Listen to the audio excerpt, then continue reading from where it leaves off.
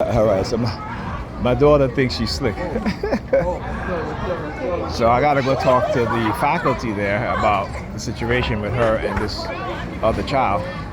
And she comes up, I gotta go to the bathroom, I gotta go pee, I gotta go pee. I'm like, nope. I said, you can go use the bathroom in school. Or I got my swimming suit on. I said, well, you can push it to the side. All right? You can move that bathing suit to the side and you can go pee. Okay? Because again, you know, they try to engage a false narrative. Right? And this is how the state literally become terroristic in how it operates against people who they try to control. Right? So they will use psychiatry, they will use American flag. Right? So they will look at her. She knows she ain't come over with nothing but just to try to show me that flag. Again, I talk about the patriotic theme, right? Right? Though if I had leave, she wouldn't show up. But because I stayed, because I wanted to go inside and talk to the faculty, is the reason why she's there, okay? All right? I understand how they mask and what it is that they do, right? And how they do these things, okay? Right?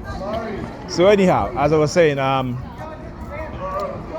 that the state will engage in the weaponization of psychiatry against those that is considered dissident or a threat, not a threat to public safety or a threat to national security, but a threat to the establishment, right?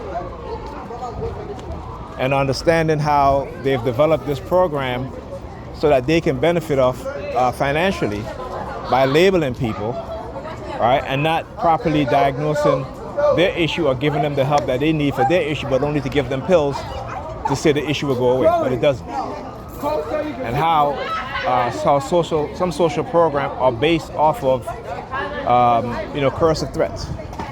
That if we give you this, then you need to be this. You need to not engage in this. You need to not, protest. You need to not talk about certain things. I always talk about when any victim reaches a settlement with the city, that they are barred from speaking the truth, right? That they are barred from speaking about the trauma that they experience, and somehow that money is supposed to just silence them, right? That is an oppressive system.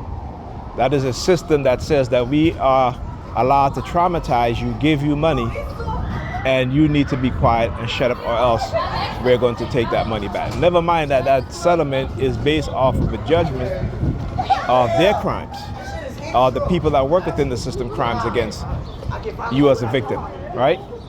So understand how these things operate. And like I said, you have to look at, when you understand psychology and psychological manipulation, when you understand